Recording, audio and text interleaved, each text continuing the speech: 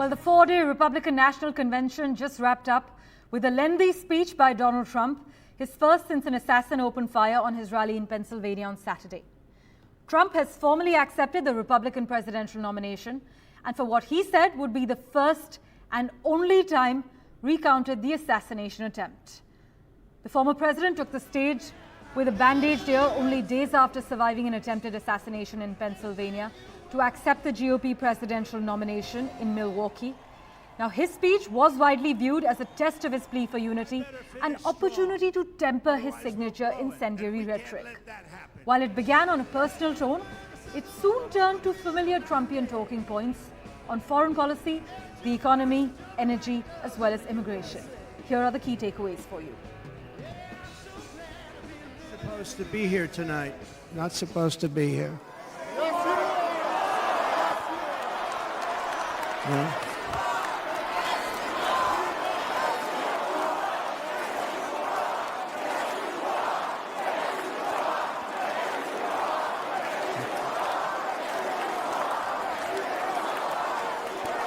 Thank you.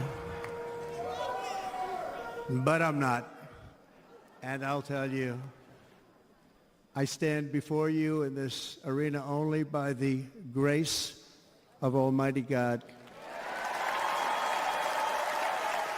The crowd was confused because they thought I was dead, and there was great, great sorrow. I could see that on their faces as I looked out.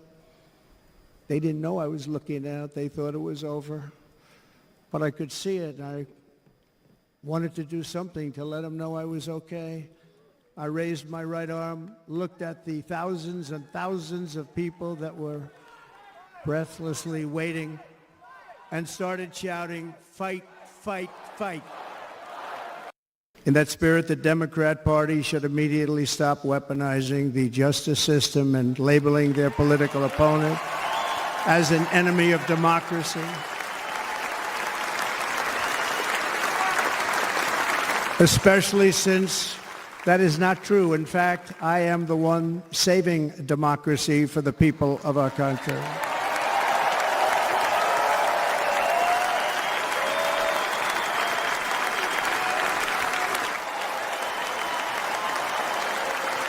If Democrats want to unify our country, they should drop these partisan witch hunts, which I have been going through for approximately 8 years. Under the current administration, we are indeed a nation in decline. We have an inflation crisis that is making life unaffordable, ravaging the incomes of working and low-income families, and crushing, just simply crushing our people like never before. They've never seen anything like it.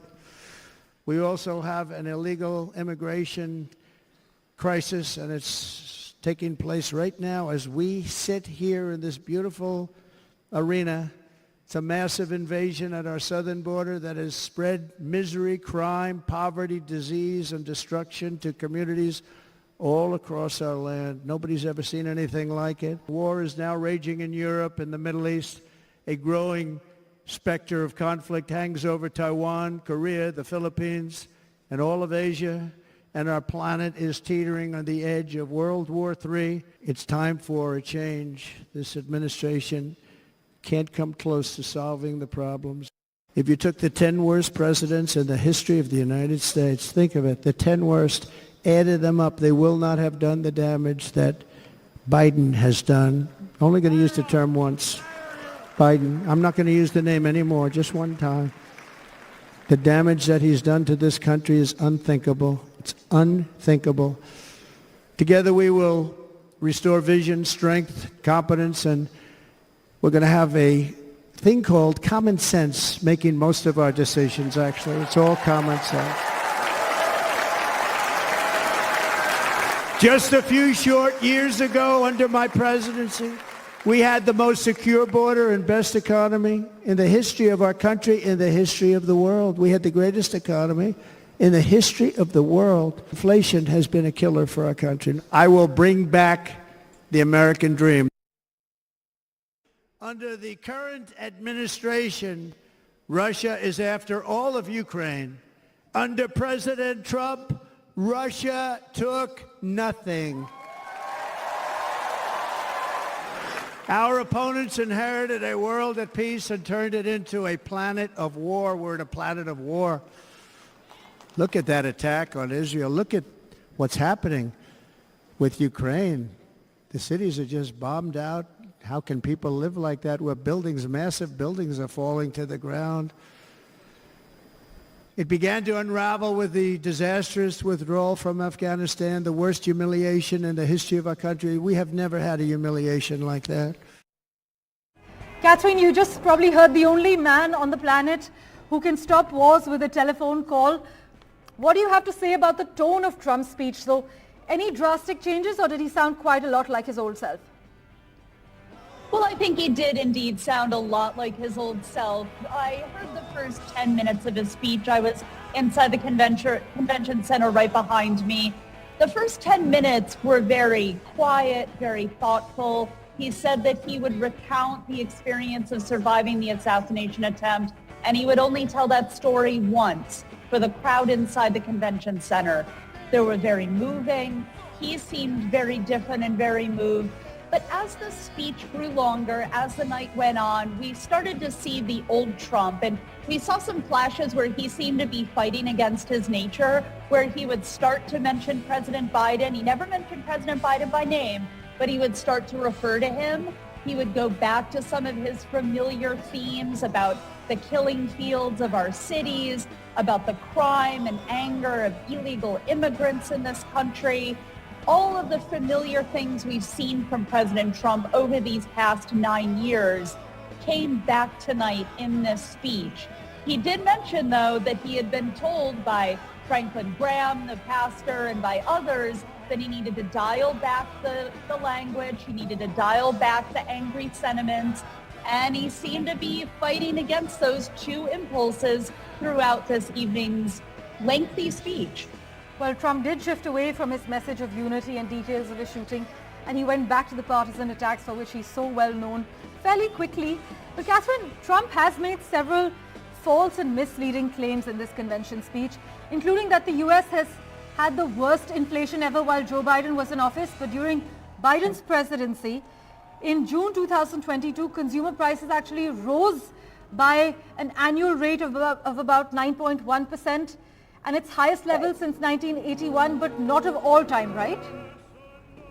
That's right. That's absolutely right. He also claimed that Democrats have tried to raise quadruple taxes in this country, which is an easily fact-checked false claim. I would also like to note that he praised Hungarian President Viktor Orban, who, is an authoritarian leader. He praised the country of Venezuela. He joked that the next time they held a Republican National Convention, it would be held in Venezuela, which is a country which obviously has its concerns about its government. So there were some very interesting statements here that need to be examined when we look at the president's speech here in Milwaukee. Meanwhile, also in classic Trumpian style, at one point he described a massive invasion at the southern border and a planet teetering on the edge of World War III, which is a likely reference to the wars in Ukraine and Gaza that have begun since his successor took office. He's also pledged on day one to drill, baby, drill, and close those borders. Right. He came back to that theme again and again throughout the speech with the crowd chanting, drill, baby, drill. He also promised that once he was reelected, if he's reelected, he will immediately deport millions of undocumented immigrants. He also talked about, how if he had been president, the war in Ukraine, the war in Israel would never have happened. So a lot of big claims from the former president here in Milwaukee tonight.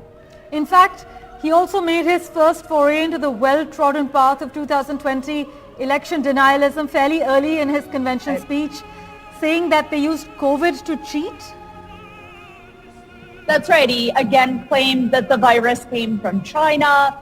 He referred to the 2020 election as, quote, ridiculous. Of course, we all remember that he encouraged his supporters to storm the U.S. Capitol on January 6, 2021 to overturn those election results. So he made a lot of his very familiar claims in this speech tonight, while also saying that he would bring in a new golden age of the United States, promising that to everyone within the convention center, saying that it would be the biggest, the best, the greatest country that we have ever known so far.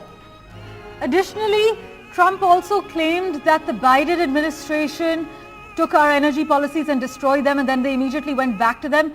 Katherine, isn't this claim misleading? Because under Joe Biden, the US is actually producing more crude oil than any country ever? That is correct, yes. And that is something that is always a very popular line with his supporters that they want to believe. And so they chant back to him when he does say that. In fact, I must inform our viewers that Trump's record was an average of 12.3 million barrels per day in 2019. Biden actually set a new world record of 12.9 million daily barrels in 2023. But Katherine, Trump repeated another claim that is a favorite among Republicans, that the Biden administration supposedly hired about 88,000 IRS agents. This claim is false, right? This is a false claim as well. Yes, you are correct about that. So, in terms of if we're stepping back and we're looking at the way the speech was billed as a speech of unity, if we're going to go through all of these claims that are false and have been repeated falsely throughout the past few months, the past few years, this really is not a change in tone from the Trump that we've known. Yes, he spoke about unifying the country. He spoke very movingly about his assassination attempt. But when we get down to the details of the speech, it was very, very similar to what we've heard again and again throughout the years. In fact, the chart that Trump says he was looking at a point when the gunman was opening fire in Pennsylvania, which he credits for saving his life, features some misleading statements as well. I just read that the chart reportedly comes from a graphic created by the office of Wisconsin Senator Ron Johnson, and it purports to show monthly encounters with migrants on the U.S.'s southwest border.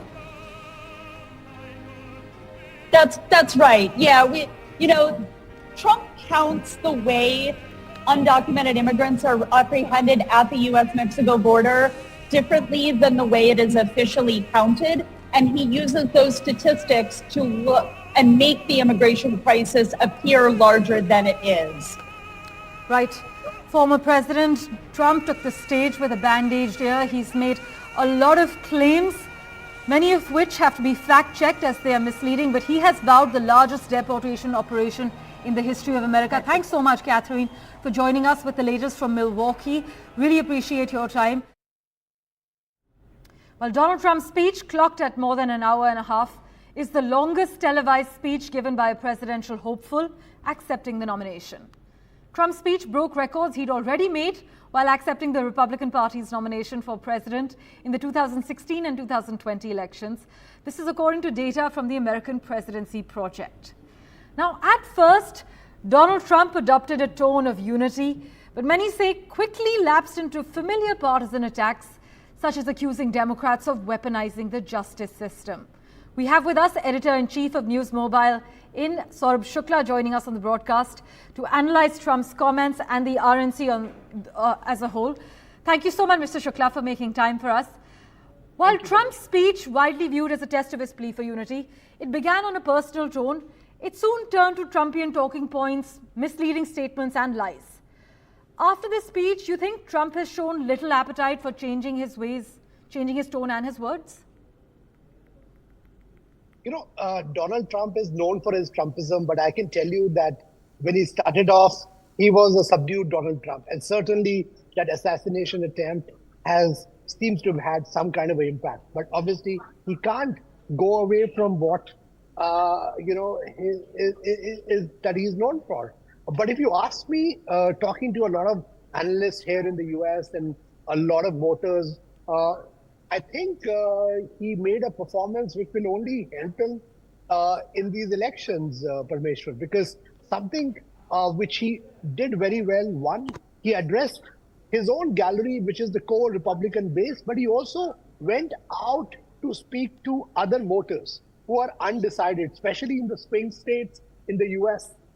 There are some Democrats voters who are having doubts about, President Biden. So certainly Trump cleverly played to that gallery as well. That's the reason why he spoke about unity. Yes, he turned to some of the other things that he was speaking about earlier. There was some misinformation that was there.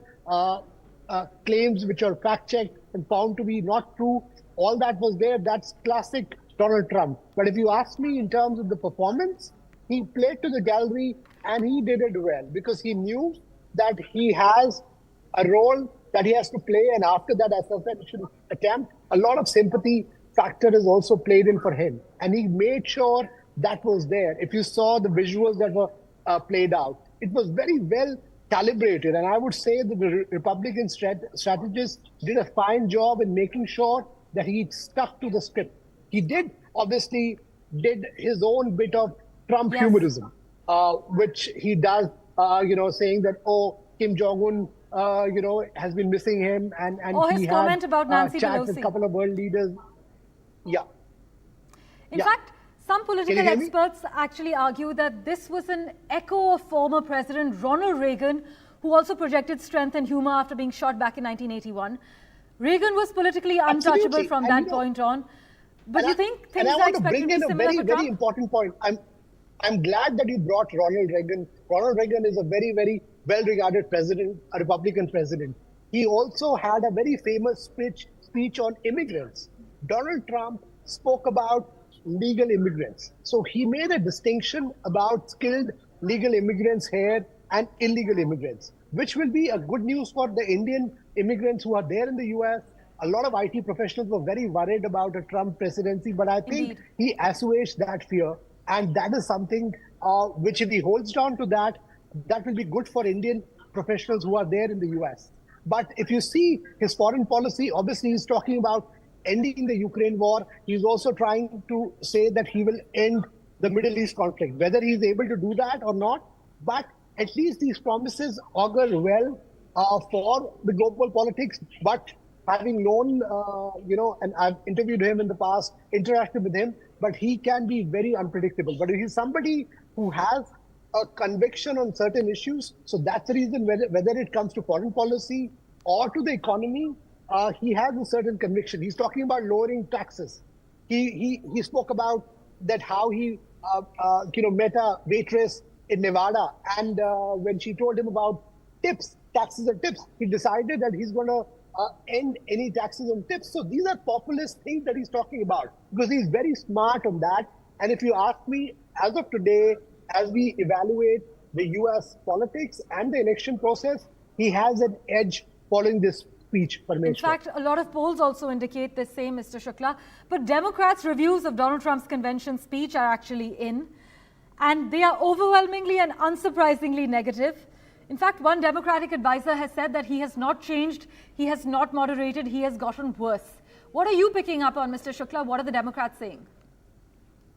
The Democrats, obviously, any opposition party has to criticize. They can't say that he did a fine job. But behind closed doors, they know, and they have been saying, I've been speaking to a lot of them, that compared to their candidates, whether it was the performance in the debate, he has been performing better. Yes, people have doubts about the fact that he, does speak a lot of things which are not factual.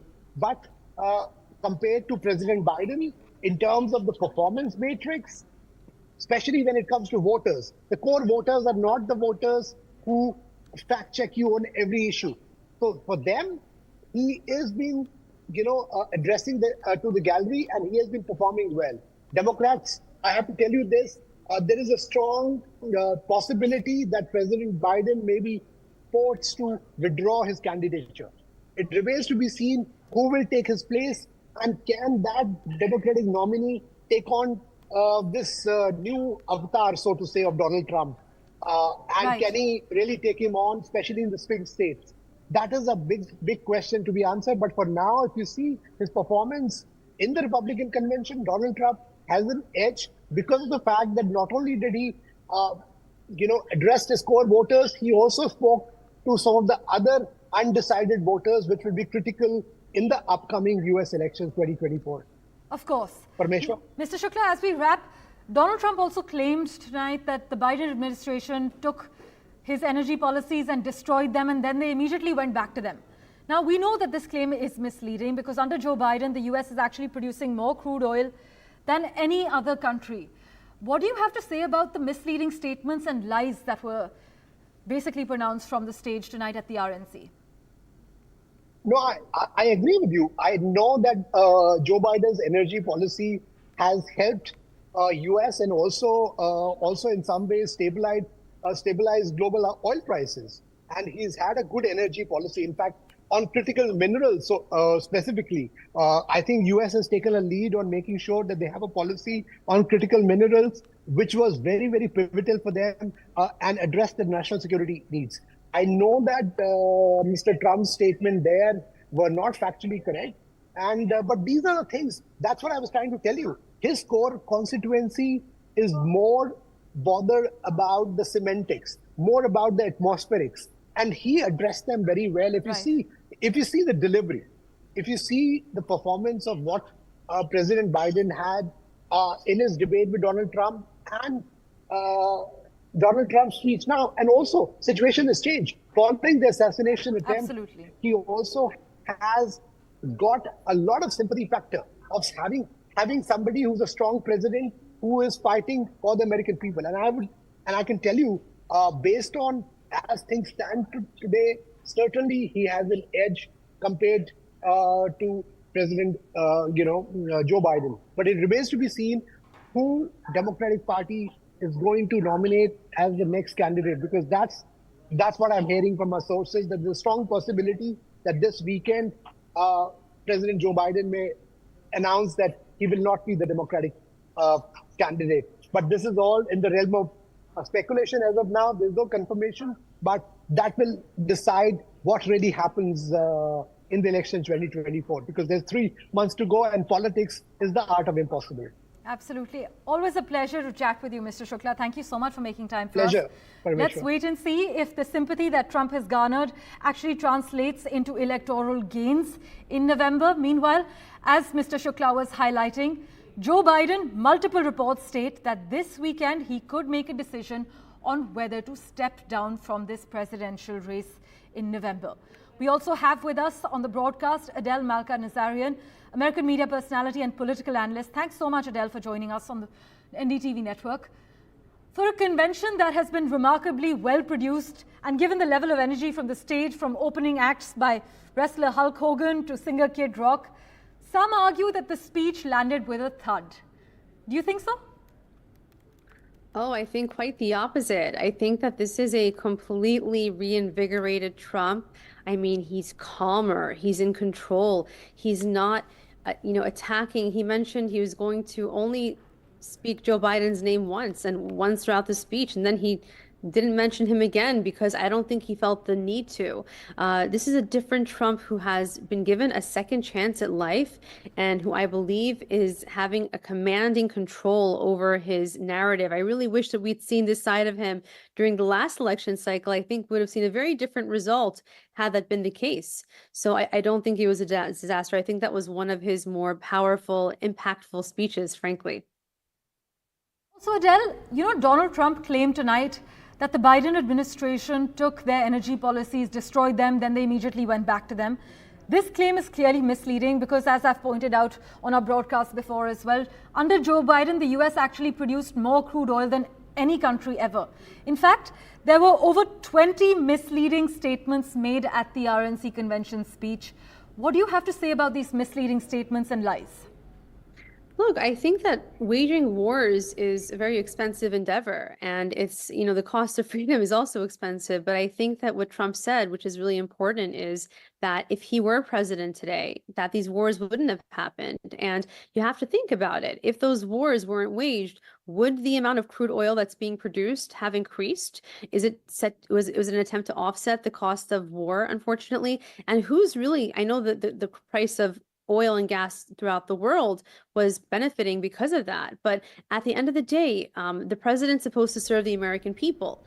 And you have to really question at the ballot box, who are they going to vote for? Do they want the person that's going to be, taking care of the rest of the world first, or the commander-in-chief potentially that's going to take care of them first? And as Mr. Shukla also pointed out earlier, the no tax on tips. That's just one amazing example of how he's so in touch with the everyday American voter, their bottom line, what's in their pocketbooks. And I think at the end of the day, economy, economy, economy. That's the one thing that's going to potentially have him make it over the finish line over his Democratic counterpart, whether it's Joe Biden or his replacement.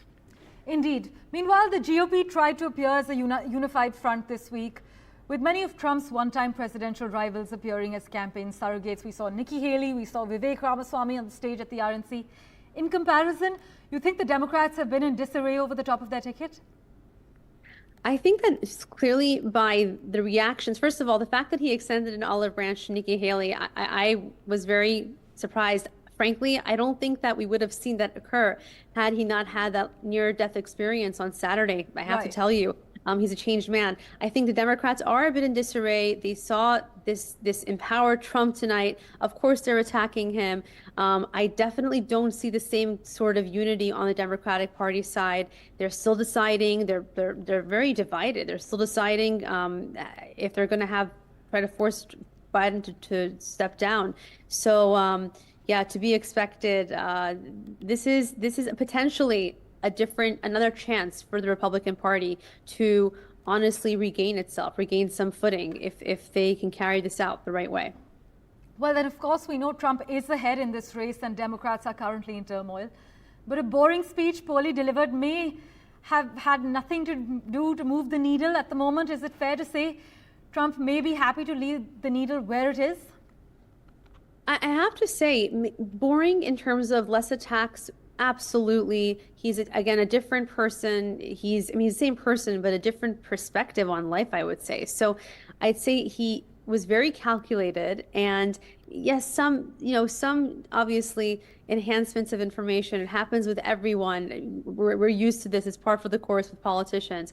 But I'd say that it's never boring when Trump is on stage.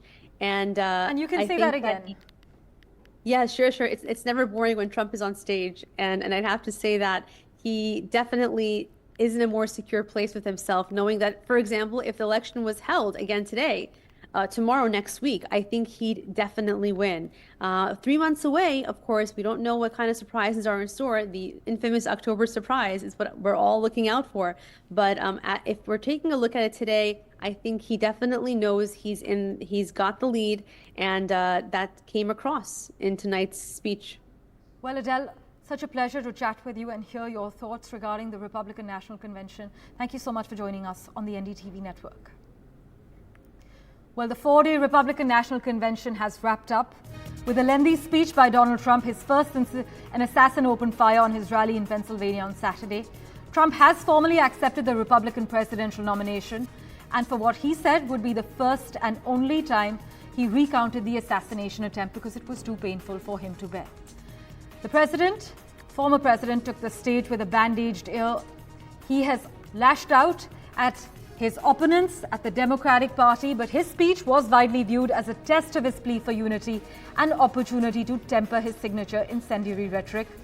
While it began on a personal note, it soon returned to familiar Trumpian talking points on foreign policy, the economy, energy and immigration, as we've heard from experts on the NDTV network as well. I better finish strong.